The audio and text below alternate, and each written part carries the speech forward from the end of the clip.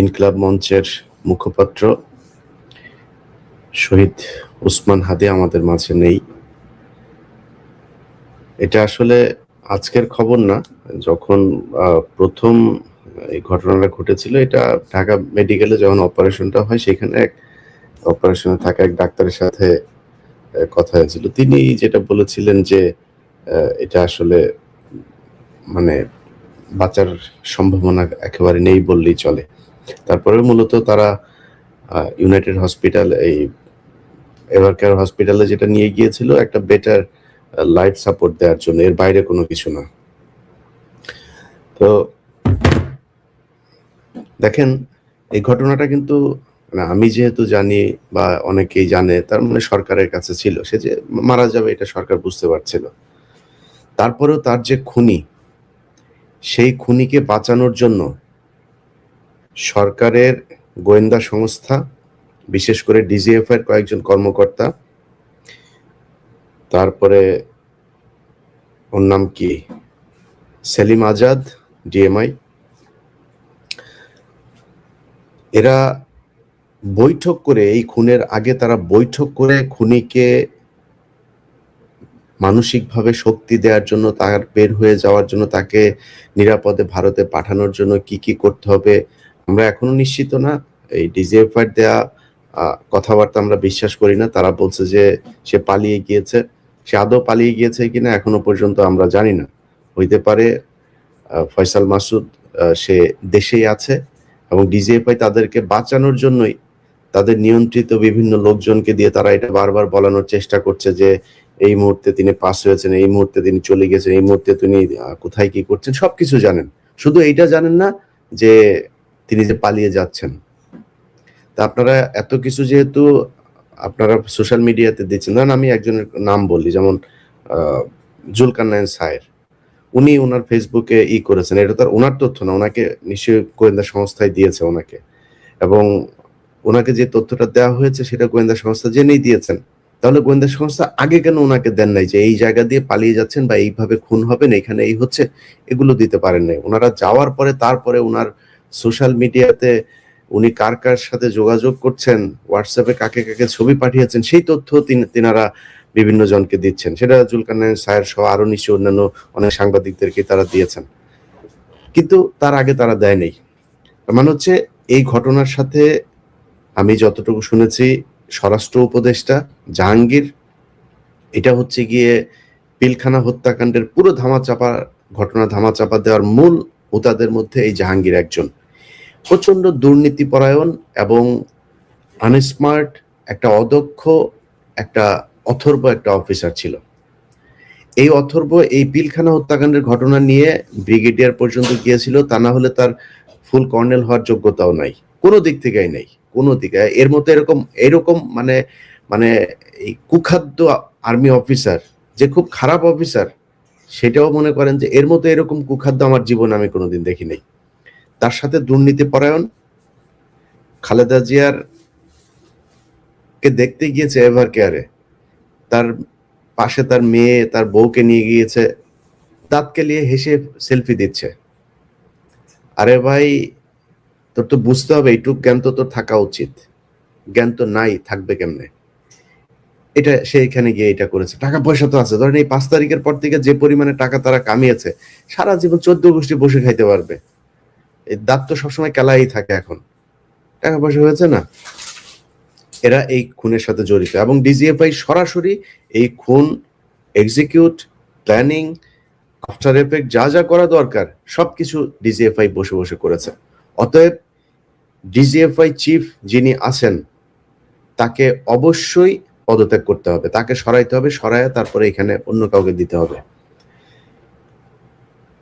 Brigadier, এই যে আপনার আরেকজন আছে, ওর নামটা যে আর্মির বিষয়টা বাদ দিলাম, ডিজিএফআই এবং এই ডিএমআই সহ যারা যারা এটার জন্য মানে এই ঘটনার সাথে তারা জড়িত আছে না আছে, তাদের বিচার করবেন না করবেন, কি কি করবেন, সেটার সাথে সাথে মনে করেন যে তারা কিছুই নাই, এটার সাথে কিছুই জানে না, কিছুই বুঝে না। তারা যে এটারে ঠেকাইতে পারে নাই, এই জন্য তাদের ওই চেয়ারে থাকার আর কোনো নৈতিক নাই।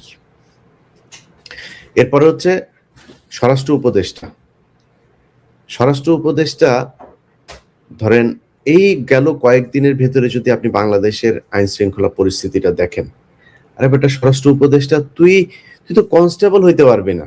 তোরে যদি, আমি জানি না তুই কেমনে ঢুকছিলি সেনাবাহিনীতে, তোর কনস্টেবল হওয়ার যোগ্যতা নাই। তুই এইখানে যেই মানুষগুলোর রক্তের বিনিময়ে তুই এই স্বরাষ্ট্র উপদেষ্টা হয়েছিস, তোর এই স্বরাষ্ট্র উপদেষ্টা হওয়ার পরে সেই মানুষগুলোর নিরাপত্তা দিবি না? সেই মানুষগুলোর পিছনে বারবার তারা একটা কথা বলার চেষ্টা করেছে, এখানে নাকি মব সন্ত্রাস হয়েছে, মবের বিরুদ্ধে তারা ব্যবস্থা নিচ্ছে, মব করতে দেওয়া যাবে না। তোর মারে আকাম করছে খানকির ছেলে, এইখানে আসছিস মব মারাইতে। এই দেশে যদি নাকি এই যৌক্তিক দাবি করা যদি নাকি মব হয়, তাহলে শেখ হাসিনাকে সরাইলে কি দিয়া? নির্বাচন দিয়ে সরাইছিলে? সেনাবাহিনীর কু করে সরাইছিলে? এই জনগণ গিয়ে তারপরে শেখ হাসিনাকে গণভবন থেকে বের করেছে, তাহলে সেটা মব? তুই যে আজকে এই পদে বসছিস, এখানে তো স্বরাষ্ট্রমন্ত্রী ছিল, সংসদে নির্বাচিত স্বরাষ্ট্রমন্ত্রী ছিল, তো সংসদে নির্বাচিত এমপি হয়ে তারপরে সে মন্ত্রী হইল। তুই কোন জায়গায় এমপি হয়েছিলি? আসিফ নজরুল এ প্রথম আলোর সুশীলগিরি সেজে তারপরে প্রথম আলোর হয়ে কাজ করে, প্রথম আলোর যা বয়ান সে তাহাই বাংলাদেশে বাস্তবায়ন করতে চায়। এই শুয়োরের বাচ্চা গতকালকে পোস্ট করেছে সে নাকি জামিনের ব্যাপারে কিছু জানে না, এটার সাথে আইন মন্ত্রণালয়ের কোনো সম্পর্ক নাই। শুয়োরের বাচ্চা, তুই যা করছিস, তুই যে জাউরামি এই গত 1.5 বছরে করছিস, আল্লাহ যদি বাঁচায় রাখে, তোর অপমান অপদস্থ এই সরকারটা শেষ হওয়ার পরের দিন থেকে শুরু হবে। আসিফ নজরুল যেখানে যাবে ওইখানে জুতা খাবি, ডিম খাবি, এটা তোর কপালের সাথে একদম ওতপ্রোতভাবে জড়িয়ে আছে। এখন এটা হবে, হইতেই হবে। এখন আসিফ নজরুল কালকে পোস্ট করেছে সে নাকি কিছুই জানে না, এটার ব্যাপারে আইন মন্ত্রণালয়ের কোনো কিছু নেই। আচ্ছা, এটা আপনার যখন কিনা 5 আগস্ট হয়, 5 আগস্টের পরে আপনাকে নামটা বলছি বিচারপতির,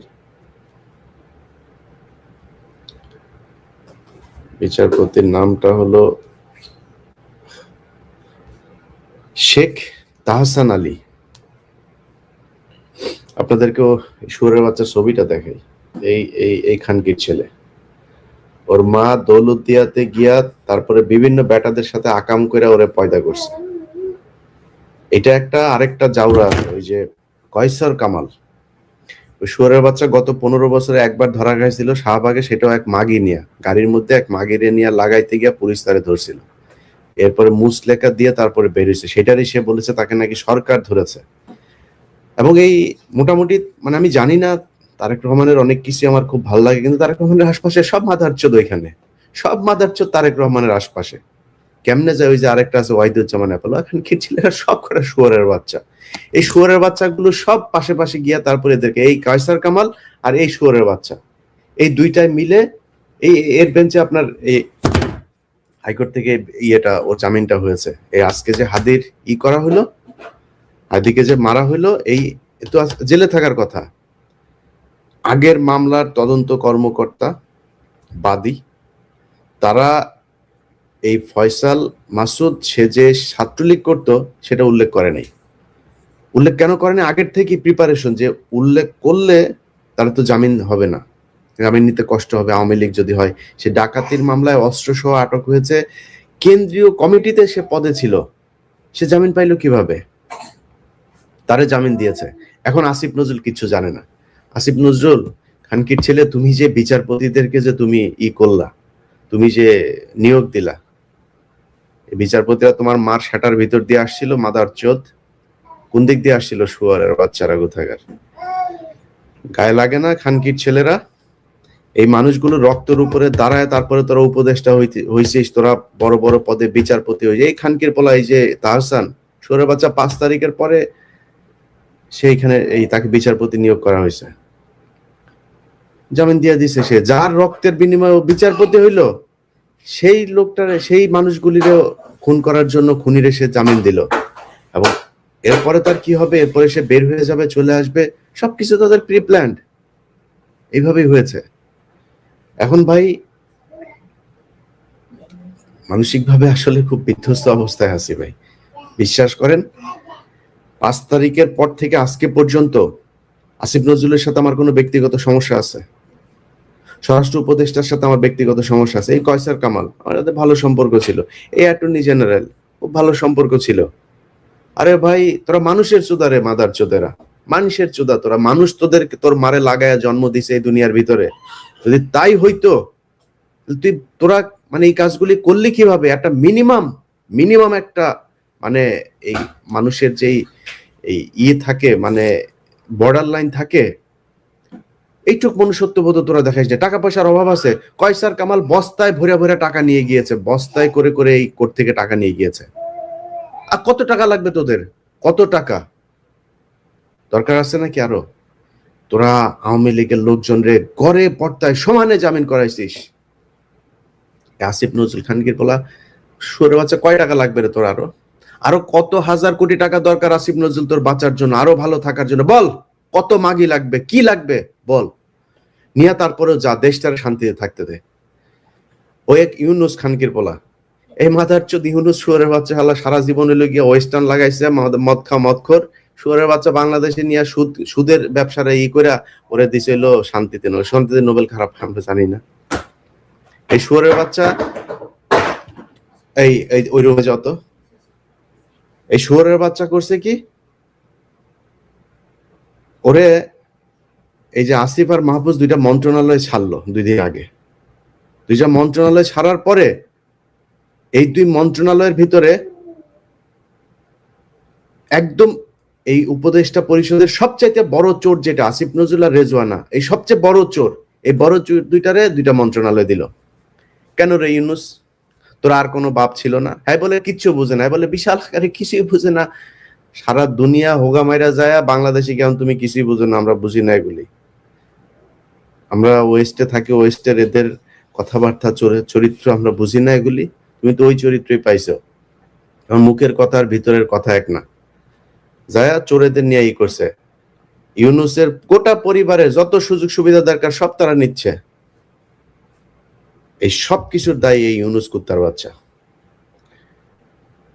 শুয়োরের বাচ্চা এখানে আসছে, হ্যাঁ আমাদের সাথে বসবে, এরে আবার ফর্ম পূরণ করা। তুই কি চ্যাডের বাল রে যে তোর সাথে বসতে হবে? তোর কাছে কোনো তদবির নিয়ে গেছি, কোনো পদ চাইছি তোরে? এরপর আবার 2 দিন পর আবার আরেকজনের দিয়ে ফোন দেয়, ভাই আপনাদের মিটিংটা হচ্ছে না, আসিফ নজরুল আর আসিফ মাহমুদ আর মনির হায়দার আপনাদের এই ডক্টর ইউনুসকে আপনাদের সাথে বসতে দিল না। আসিফ নজরুল, মনির হায়দার, ডক্টর ইউনুস পুটকি মারি আমরা, শুধু আমরা ওদের কাছ থেকে কিছু চাইছি, যায় বলছি যে আমার ভাইরে এইটাতে, আমার এইটাতে, আমার এই পদ দে, বলছি নাকি তোরে? চোদে তোরে কেউ? কারণ কি বলারা মানুষ মেরে ফেলতেছে শুয়োরের বাচ্চারা, পাশে দাঁড়ায় থেকে দাঁত কেলায়। স্বরাষ্ট্র উপদেষ্টা দাঁত কেলাইতেছে, পাশে দাঁড়ায় দাঁড়ায় করে। আল্লাহ, চোরের বাচ্চার মতো দেখা যায়, চোরের বাচ্চা, চোর শুয়োরের বাচ্চা। ও এখন পর্যন্ত পদত্যাগ করেনি। জুতা দিয়ে পেড়াইলে ওরা পদত্যাগ করবে না। মজা পাইছে তো ওই জায়গায়। বাংলাদেশের এই যে আজকে যে বাংলাদেশ, এই হাসিনার পতনের পেছনে এই বর্তমান এই যে সরকারের ভিতরে দেখছেন, কারোর কোনো অবদান নাই, একটারও কোনো অবদান নাই। ডক্টর ইউনুসের যে সমস্যা ছিল সেটা ব্যক্তিগত, তার সে ব্যক্তিগত সমস্যা। এই দেশের জন্য ইউনুস জীবনে কোনোদিন কোনো কিছু করে নাই, জীবনে কিছু করে নাই। এত খাতির পিরিতি আলাপ পেরে লাভ নাই। আমরা চিনি ডক্টর ইউনুসকে, ডক্টর ইউনুস কোথায় ছিলেন, কাদের সাথে ছিলেন, কাদের হয়ে কাজ করেন, এগুলো খুব ভালো করে জানি আমরা। অথচ তারা গিয়ে আজকে পুরো দেশ শাসন করছে। আমরা কিছু বললে আমরা নাকি মানুষকে উস্কাই। আরে বেটা, আমরা উস্কাইছি কিসের জন্য? কি চাইছি? 5 তারিখের পর থেকে চাইছি কি বল? নিজের জন্য কিছু চাইছি? বলছি যে আমার উপদেষ্টা বানাইতে হবে, বলছি নাকি? কি চাইছি?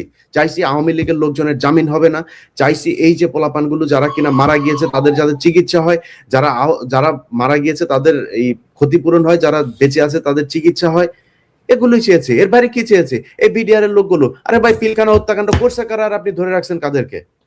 কিসের জন্য তারা এখনো জেলে থাকবে? কমিশনের রিপোর্ট দিয়েছে, স্বরাষ্ট্র উপদেষ্টা বলেছে যে এই রিপোর্ট নিয়ে কোনো অ্যাকশন করা যাবে না, কারণ কি ওইখানে তার নাম এসেছে। তো ডাইরেক্ট ওপেনে বলেছে, কমিশনের রিপোর্ট, এই কমিশনের মেম্বার যারা ছিল ওপেন মিটিং এ বলেছে যে তোমরা আমার নাম নিয়ে আসছো এখানে, তোমাদের এই রিপোর্ট নিয়ে কোনো কিছু করা যাবে না। কিচ্ছু করতে দিচ্ছে না বিডিআর এর রিপোর্ট নিয়ে। কোথায় কি করতে দিয়েছে আপনি জানেন? আমি আজকে ঘুমিয়েছিলাম, আমার ফোন দিচ্ছে যে ভাই, জি ভাই, হ্যাঁ হ্যাঁ আরাম, জি ভাই, জি।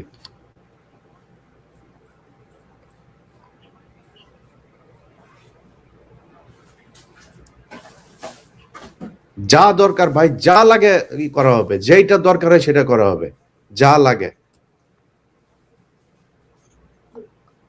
যা দরকার করা হবে ভাই। দেন আমার, জাস্ট নাম্বার দিয়ে দেন, নাম্বার দিয়ে দেন।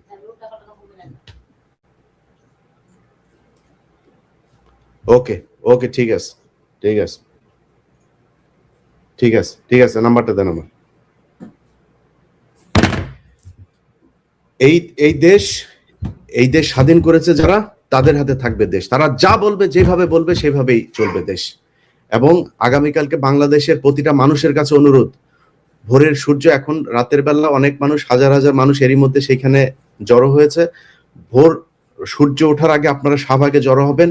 এই শাহবাগ থেকে মানে পুরো সামনের 5 বছরে কি হবে পুরো পরিকল্পনা এখান থেকে দিতে হবে। কিভাবে নির্বাচন হবে, কি হবে, সবকিছু পরিকল্পনা এখান থেকে দিতে হবে।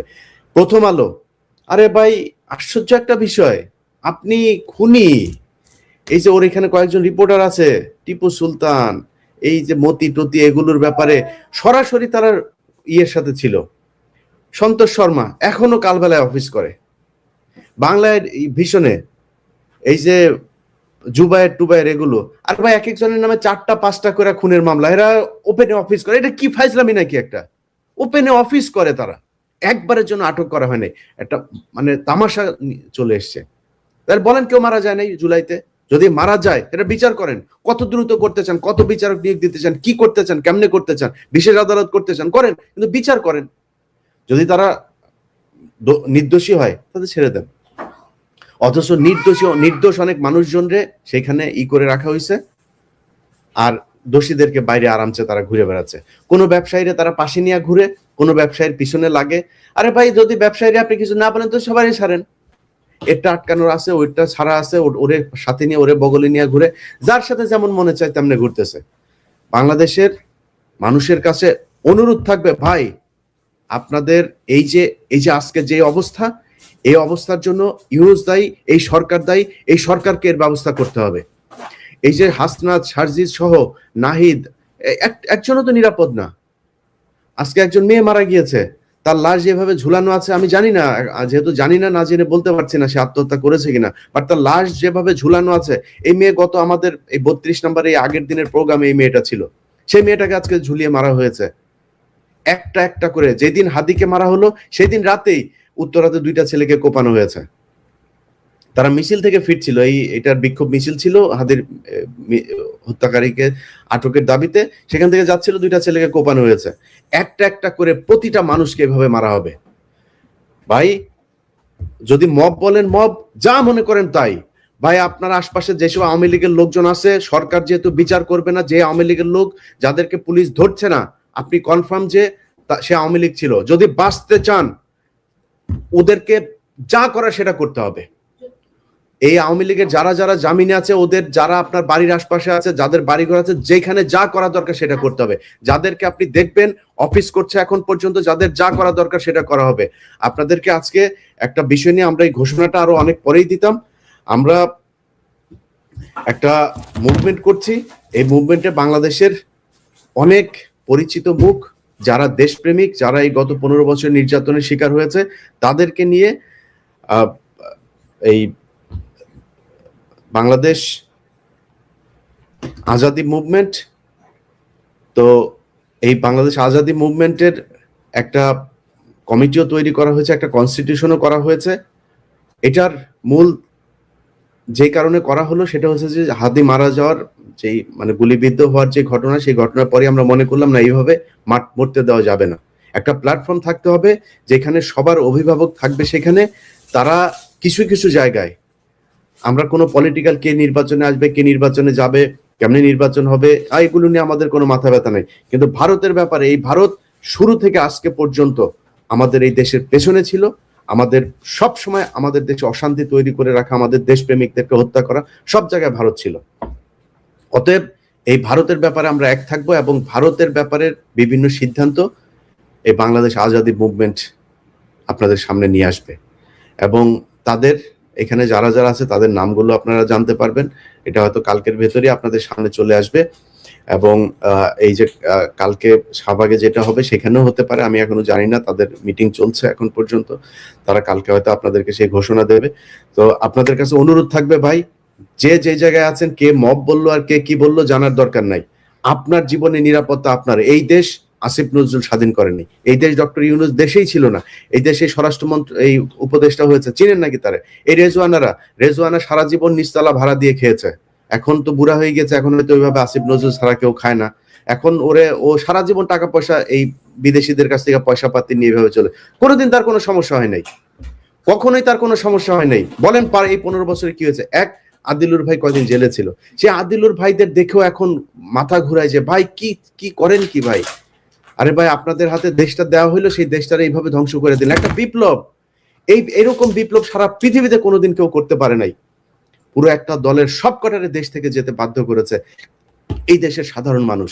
সেই মানুষগুলোর আপনারা কি দিলেন? এখন পর্যন্ত আহত অনেকের চিকিৎসা দেওয়া হয় নাই, এখন পর্যন্ত নিহত অনেকের পরিবারে টাকা পায় নাই। যার যেমনি মনে চায়, একটা হাস্যকর অবস্থায় নিয়ে গিয়েছে জুলাই পুরো আন্দোলনটাকে। তাদের কারণে আজকে আপনি এখানে বসে আছেন। যাই হোক ভাই, বিচার যার যার বিচার তার করতে হবে। এটার জন্য যদি নাকি সরকার আইন প্রয়োগকারী সংস্থা বিচার স্বাভাবিক নর্মাল বিচার প্রক্রিয়া দিয়ে যদি করতে না পারে, যার যার হাতে তার বিচার করে নিতে হবে। এছাড়া কোনো উপায় নাই। সরকারের কাছে আমরা বারবার দাবি করেছি বিভিন্ন বিষয় নিয়ে, করে নাই। আমি আজকে একটা কথা খুব খুব সুন্দরভাবে বলে রাখি, আসিফ নজরুল স্বরাষ্ট্র উপদেষ্টা, যারা যারা আসিস তোরা খানকির ছেলেরা শোন, তোদের যদি নাকি সরকার থেকে যদি নাকি তোরা খালি সরবি, খালি তারপরের দিন থেকে তোদের পেছনে লাগা হবে, যত টাকা দরকার হয় তত টাকা খরচ করা হবে, যাদের কাছ থেকে টাকা নিতে দরকার হয় তার কাছ থেকে নেওয়া হবে, দরকারে জিম্মি করা হবে, যেমনে দরকার হয় তেমনি টাকা পয়সা আদায় করে তারপরে তোদের পিছনে লোক লাগানো হবে, যেটা দরকার হয় সেটা করা হবে। তোদের শান্তিতে টাকা পয়সা নিয়ে তোরা থাকবি, তোদের শান্তিতে থাকতে দেওয়া যাবে না, থাকতে দেওয়া হবে না তোদেরকে। তোরা কি মনে করছিস এই দেশের সব মানুষ তোদের মতো বিক্রি হয়ে গিয়েছে? এই দেশে জুলাইতে যারা জীবন দিয়েছে, যারা আহত হয়েছে, যারা রাস্তায় নেমেছিল, তারা সব ঘরে চলে গিয়েছে, তাদের কিছু নাই, তারা রাস্তার মধ্যে, তারা কিছু করতে পারবে না, সব আছে। খালি তাদের একজন নেতা ছিল না, সেটার ব্যবস্থা, সেটার জন্য একটা আমব্রেলা, একটা শেড তৈরি করা হচ্ছে। এই আজাদি মুভমেন্ট বাংলাদেশ যেটা, সেটা হবে তাদের একটা প্ল্যাটফর্ম। সেখান থেকে সবকিছুর বিচার করা হবে, সেখান থেকে সবার প্রতিশোধ নেওয়া হবে, কি করা দরকার, যা করা দরকার সেটা করতে হবে। সবাই ভালো থাকেন, দেখেন কি হয়। যার যার অবস্থান থেকে শাহবাগে চলে আসবেন এবং আগামীকালকে সকালের মধ্যে অবশ্যই সবাই শাহবাগে থাকবেন। এখান থেকে ফয়সালা হবে, কি হবে, রাষ্ট্রের কৌশল কি হবে। যাদেরকে যেসব বিচারকদের এই আসিফ নজরুল, এই খানকির ছেলে বলছে যে ওনায় কিচ্ছু জানে না, শুয়ারের বাচ্চা, তুই জানিস না তুই বিচারকদের নিয়োগ দিস নাই? এই শুয়ারের বাচ্চা, এখন পর্যন্ত বিভিন্ন জায়গায় জেলা দায়রা জজ টজ এইসব জায়গাতে সেই এই হিন্দুগুলোরে বসায় রাখছে, যে হিন্দুগুলো এই কয়েক বছর কোটি কোটি টাকা করছে, সেগুলোর বসায় রাখছে, সেগুলোর এখন পর্যন্ত ঢাকা থেকে নিয়ে বিভিন্ন জেলায়, অনেকগুলো ঢাকাতেও। এই যে আসিফ নজরুলের পিএস মাসুম, শুয়ারের বাচ্চা সারা জীবন আওয়ামী লীগের দালালি করছে, তারা এনে তার পিএস বসায় রাখছে, সব পুরো একদম আইন মন্ত্রণালয় সে চালায়। আসিফ নজরুলের মাঝে মধ্যে মাগিয়ে এনে দেয়, আসিফ নজরুল লাগায়, আর কিছু না, আর কোনো সমস্যা না, টাকা পয়সা যা দরকার সবকিছু পাঠায় দিচ্ছে বাইরে। ভাই, বিদেশে যারা আছেন, প্রতিদিন পত্রিকা খুললেই সবচাইতে ভালো সুন্দর নিউজটা হয়েছে 8 দিনে রেমিটেন্স আসলো 1.2 বিলিয়ন, 8 দিনে এত হাজার কোটি টাকা খালি রেমিটেন্স যায়। ভাই, আল্লাহর ওয়াস্তে আপনাদের কাছে অনুরোধ থাকবে, এই ইউনূস খুনের সরকার, এই বদমাইশরা যতদিন থাকবে, আল্লাহর ওয়াস্তে আপনারা রেমিটেন্স পাঠানো বন্ধ করেন। আপনারা রেমিটেন্স পাঠান, আর এরা হচ্ছে গিয়ে সেই টাকা বাইরে পাচার করে। একটা উপদেষ্টা টাকা দেশে রাখে না, সব কয়টা বাইরে পাঠাচ্ছে, সব কয়টা বাইরে পাঠায় বিভিন্ন দেশে, অস্ট্রেলিয়া, কানাডা, আপনার তুরস্কে পাঠাচ্ছে, তারপরে পর্তুগালে পাঠাচ্ছে, এখানে পাঠাচ্ছে, এটা করছে তারা। সো তাদেরকে টাকা পাঠায় না, আল্লাহর রাস্তায় আপনারা টাকা পাঠায় না, ওরা টাকা দেশে রাখছে না। নির্বাচিত সরকার আসুক, সেটা বিএনপি আসুক আর জামাত আসুক, তারপরে আপনারা টাকা পাঠানো শুরু করবেন। কারণ এরা আমাদের এই